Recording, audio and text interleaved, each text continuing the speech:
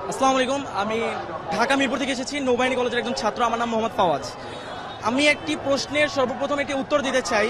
সেটা হচ্ছে, জামাতে ইসলাম কেন চাঁদাবাজি করে না, কেন কোনো লুটতরাজের সাথে জামাত ইসলাম নেই? মূলত আমি প্রথমে একটি কথা বলে দিতে চাই। সেটা হচ্ছে, আমাদের অন্যান্য দল যদি আমরা দেখে থাকি, গত 53 বছরে আমাকে একটা দল, আপনি আমাকে ইন্ডিভিজুয়াল দেখাবেন যে একটি সেবামূলক প্রতিষ্ঠান কিংবা কর্মসংস্থান তৈরি করেছে? কোনো দল পাবেন না। তাদের আইডিওলজি হচ্ছে নেতার পিছনে নেতাকর্মী ঘুরবে, জয় বাংলা নাইলে জয় বাংলাদেশ জিন্দাবাদ স্লোগান দিবে আর নেতার নাম নিবে। এটা হচ্ছে তাদের আইডিওলজি। জামাতের আইডিওলজি এটা নয়।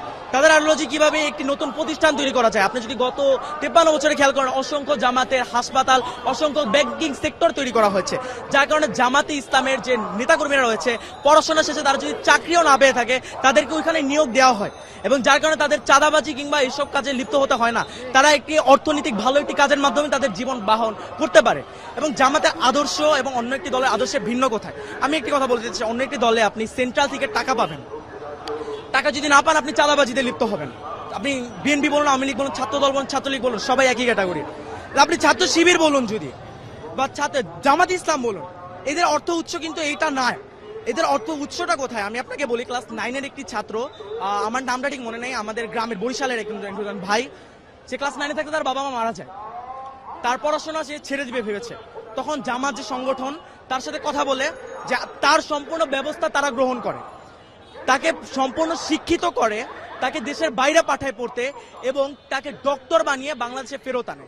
এখন আমার প্রশ্ন, একজন বিবেকবান মানুষ জীবনেও কি তাকে যেই দলটা, যে সংগঠনটা এত উচ্চ একটা পর্যায়ে নিয়ে গিয়েছে, তাকে জাতীয় রাষ্ট্রের সম্পদ বানিয়েছে, তাকে কি, তার কাছে কি কোনো সাহায্য চাওয়া লাগবে দলটা থেকে? সে তো একজন বিবেকবান মানুষ, সে নিজে থেকে তার অর্থের 50% দান করে দেবে এই দলের জন্য। এই একটা কারণে জামাতের কারো কাছে চেয়ে খেতে হয় না। আর জামাতের প্রত্যেকটা নেতাকর্মী যারা রয়েছে, তাদের মাস শেষে একটি অ্যামাউন্ট উল্টা দিতে হয়, জামাতে অনুদান দিতে হয়, এবং সেই টাকা দিয়ে, এই যে আমি যে বললাম প্রথমে, এই ছেলেটাকে পড়িয়েছে, এরকম অসংখ্য অসহায় এবং দরিদ্র ছেলেকে পড়ানো হয়, ছেলে মেয়েকে, এবং এই টাকা দিয়ে, এই আমাদের অনুদানের টাকা দিয়ে। আর আমার প্রশ্ন, যেই ছেলে বা মেয়েটা এত কষ্ট করে দলে টিকে থাকার জন্য টাকা দিতেছে, নিচে থেকে নিজের পকেট থেকে টাকা খরচ করতেছে, তাছাড়া মাস শেষে 2টা করে বই পড়তে হয়, বই পড়ে ওইটার পরীক্ষা ভাইভা দিতে হয়, 5 ওয়াক্ত নামাজ পড়তে হয়, নামাজে সে জামাতে কয় রাকাত পড়তেছে, কয় রাকাত জামাতে পাচ্ছে না, সব রিপোর্ট প্রদান করতে হয়। এত কষ্টের পরেও যে মানুষটাই দলে থাকবে, ওই মানুষটার কি নৈতিকতা নিয়ে কোনো প্রশ্নের আর কোনো দিক রয়েছে? ওই মানুষটা কি কোনো স্বার্থের জন্য দল করতেছে? ওই মানুষটার ভিতরে নৈতিকতা আছে বলেই মানুষটা দলটা করতেছে। এত কষ্ট পেরিয়েও এই দলের প্রতি সে তার ভালোবাসাটা রয়েছে। এখন আপনি আমাকে কোন দিক দেখাবেন? 71-এ যে আলবদর, তারপরে রাজাকার বলে, এই দিকটা দেখাবেন? আমি আপনাকে একটি কথা ব্যক্ত করতে চাই। হযরত উমর রাদিয়াল্লাহু তাআলা আনহু, তিনি যখন ছিলেন, তিনি কিন্তু মুসলিম ছিলেন না, তিনি কিন্তু ইসলাম ধর্ম গ্রহণ করেন নাই। পরবর্তীতে মহানবী সাল্লাল্লাহু আলাইহি ওয়াসাল্লাম আল্লাহ তাআলার কাছে নিচে চায় যে তৎকালীন আরবের যে কোনো বড় দুই নেতার একজনকে আল্লাহ আমার করে দাও, এবং মহানবী সাল্লাল্লাহু আলাইহি ওয়াসাল্লামের যে কোরআন, সে তিলাওয়াত শুনে সে কিন্তু মুসলিম হয়েছে। এখন কি আপনি তার পাস্টের সাথে তার প্রেজেন্ট তুলনা করবেন? আপনি এতই মূর্খ হয়ে গিয়েছেন? আপনি চেতনা ব্যবসা করবেন? আওয়ামী লীগ এক দল বলে গিয়েছে, তারা এখন কোথায়? তারা এখন ভারতে। এরপর আরেক দল যারা এখন বর্তমানে বলছে, তারা কোথায়? তার নেতা লন্ডনে। যেই দলটাকে বলে, সেই দলটা কি পাকিস্তানে গিয়েছে? সেই দলটা যায়নি, সেই দলটা ফাঁসির মঞ্চে হাসি মুখে দাঁড়িয়ে গিয়েছে। আপনি যদি আরো বলেন, যে 71-এর কথাই আমি ধরি, যদি আসলেই জামাতে ইসলাম রাজাকার হয়ে থাকতো, কেন মুজিবের সময়, জিয়াউর রহমানের সময় এই জামাতের কোন নেতাকর্মীকে রাজাকার বলে শাস্তি দেওয়া হয়নি? কেন শেখ হাসিনা আসার পর নির্বাচনের দিন তিনি নিজে গিয়ে জামাতের হুজুরের কাছে গিয়ে বলেছে, হুজুর আমাকে দোয়া করবেন আমার জন্য, আজকে আমি নির্বাচনে দাঁড়িয়েছি?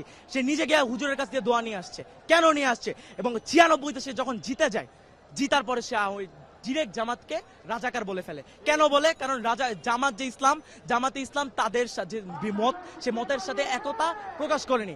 কেন করবে? তারা তো ভারতপন্থী। ভারত আমাদের সাহায্য করেছে, কেন করেছে?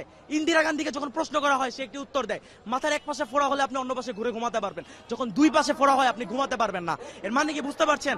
আপনার যখন দুই পাশে ইসলামিক রাষ্ট্র হবে, তখন আপনি থাকতে পারবেন না। হিন্দুত্ববাদ আপনি ছড়াতে পারবেন না, পুরো বিশ্বে আপনি মঞ্চতে প্রকাশ করতে পারবেন না। সেই কারণে তারা বাংলাদেশের সাহায্য করে। এবং তারা আমার কোন সাহায্যটা করেছে? আমার দেশে কি ওই 40-50 টাকার পেঁয়াজ আর রসুন দিয়েছে, এই আমার সাহায্য? আমি তাদেরকে মাস শেষে আমার 1000 টাকা, বছর শেষে আমি ইলিশ মাছ দিচ্ছি, আমি দিচ্ছি। তারা পুরো ফারাক্কার পানি আমাদের দিয়ে প্লাবিত করে ফেলতেছে আমার বাংলাদেশকে। আমরা কোনো কথা বলতেছি না। আরো যদি আমরা দেখি, তারা আমাদের দেশটাকে নিজেদের অঙ্গরাজ্য তৈরি করতে চেয়েছে। আর তারা আমাদের দেশের মাঝখান থেকে রেল বানিয়ে ফেলবে। এমন আমাদের ইতিহাস যা বলে, একটা রাষ্ট্র এরকম ভাবে যখন একটা দেশের মাঝখানে চলে আসে, ওই রাষ্ট্রের ওই ইন্ডিভিজুয়াল ওই জায়গাটা আর ওই রাষ্ট্রের আওতায় থাকে না, ওইটা যেই দেশের আওতায় চলে যায়, যেই দেশের বানায় ওই দেশের আওতায় চলে যায়। এবং তারা এই ভারতের দালাল ছিল। এবং আমি আপনাকে এখন আমার এতক্ষণের কথা সবচেয়ে বড় পয়েন্ট এখন করবো, বিএনপি। আমার আপনাদের সকলের কাছে একটা প্রশ্ন, বর্তমানে তো তারেক রহমান বাংলাদেশে নাই, তাহলে বিএনপির সবচেয়ে বড় নেতাকে? মির্জা ফখরুল। এখন আমি বলতেও হাসি পাচ্ছে আমার, মির্জা ফখরুল যদি দেশের সবচেয়ে বড় নেতা হয় বিএনপির, তাহলে গত 3 মাসে কেন মির্জা ফখরুলকে কোনো টক শোতে কিংবা কেন কোনো মিডিয়া ফেস করতে দেখা যায়নি? দেখা গেছে কাকে? সালাউদ্দিন সাহেবকে। এখন আপনারা যারা পলিটিক্সের ভিতরে আছেন বা থাকেন, তারা জানেন গত 10 বছর সালাউদ্দিন সাহেবকে ভারতে বিলাসবহুল ভাবে 3 স্টার প্লাস রিসর্টে রাখা হয়েছে, তাকে সম্পূর্ণ সুযোগ সুবিধা দেওয়া হয়েছে, তাকে সেটিং করা হয়েছে ভারতীয় দালাল প্রথায়। তাই সে হচ্ছে, আমি নিজের মুখে বলবো, আমি জানি না আমি এটা বলার পর আমি বাঁচবো কিনা, আমি আমি আমি আল্লাহর আইনে আল্লাহর জমিনে দাঁড়ায় বলবো, বিএনপি হচ্ছে ভারতের দালাল, ভারতের দালাল, ভারতের দালাল। এবং যারা বিএনপির ভারতে আর কি সাপোর্ট করে না, যারা রয়েছে, যারা বিএনপির ভারতে সাপোর্ট করে না, যেমন ইলিয়াস আলী, বাবর, তারা এখন কোথায়? আমার প্রশ্ন, তাদের কি বিএনপি কি সামনে আনছে? কেন আনছে না? কারণ বিএনপি তাদেরকে আনতে দিবে না, তারা ভারতপন্থী না, তারা ভারতের বিরোধী। এবং ভারত আর বিএনপি এটা চায় না, তারা এখন এক হয়ে গিয়েছে, 2 সাপের 1 বিষ, আওয়ামী লীগ আর ধানের শীষ। সর্বপ্রথম আমি একটি কথা ব্যক্ত করতে চাই, একটি সমাবেশ অসংখ্য মানুষের একটি জোটের একটা স্থান। এখন আমরা যখন একসাথে এতগুলো মানুষ একসাথে জড়ো হই, কারো না কারোর সাথে গায়ে টাচ, যে জিনিসটা ফিজিক্যালি, এই জিনিসটা হবেই। আমার ইসলাম কি বলে একটি নারীর শরীর স্পর্শ করতে? আমার ইসলাম কিন্তু বলে না। কিন্তু আপনি যদি ইরানের ব্যাপারটি দেখেন, ইরান একটি ইসলামিক রাষ্ট্র, ইসলামিক শাসন প্রতিষ্ঠা হয়েছে তাদের দেশে। তাদের দেশে কি নারীরা উন্নত না? তাদের দেশে নারীরা চাকরি বাকরি করছে না? তাদের দেশ এতটাই উন্নত, তারা এতটাই শক্তি সম্পন্ন, তাদের ভিতরে ইসলামিক যে এতটা জ্ঞান ধারণা রয়েছে, তাদের আল্লাহর প্রতি ভয়ভীতি রয়েছে, তারা ডিরেক্টলি ইউএসএ এন্ড ইসরায়েলকে চ্যালেঞ্জ করতে পারে। বাংলাদেশকে বলবেন, বাংলাদেশ তো ভারতের বিরুদ্ধে দাঁড়াতে পারবে না। কখন পারবে? যখন জামাতে ইসলাম এই দেশের জাতীয় সরকার গঠন করবে, তখনই যে একমাত্র পারবে। কারণ জামাতের যে প্রত্যেকটা নেতাকর্মী বলবেন, এদের আসলে ভয় নেই, এরা ফাঁসির মঞ্চে হাসি মুখে দাঁড়াতে পারে, এরা খালি আল্লাহ ছাড়া কাউকে ভয় পায় না। আপনি যদি ইতিহাস দেখেন, এটা ইতিহাস আমাদেরকে বলে। এবং আপনি নারীর কথা ব্যক্ত করছেন, নারী আগিয়ে যাচ্ছে অবশ্যই, কিন্তু ধ্বংসের দিকে। বর্তমানে যেটা যুগে হচ্ছে, আপনি জায়গায় জায়গায় দেখবেন অশ্লীলতা ছড়িয়ে যাচ্ছে। সে অশ্লীলতাকে থেকে মুক্তি পেতে হলে জামাতকে সরকার আনতে হবে। কিন্তু তাই বলে এই নয় যে জামাত আসলে নারীরা অধিকার পাবে না, নারীরা অধিকার পাবে। আপনি যদি হিন্দু হয়ে থাকেন, আপনি আপনার ধর্ম পালন করতে পারবেন, অসুবিধা নেই। জামাত আসলে প্রফিটটা কোথায়? যারা ইসলামে বিশ্বাস করে, যারা পর্দা করে, তারা একটু সুবিধাটা বেশি পাবে, তারা সুন্দরভাবে পর্দা করতে পারবে, তাদের দিকে আড়াল চোখে কেউ তাকাতে পারবে না। এটা হচ্ছে জামাতের আশার আইডিওলজি, এবং তারা এটাই বিশ্বাস করে।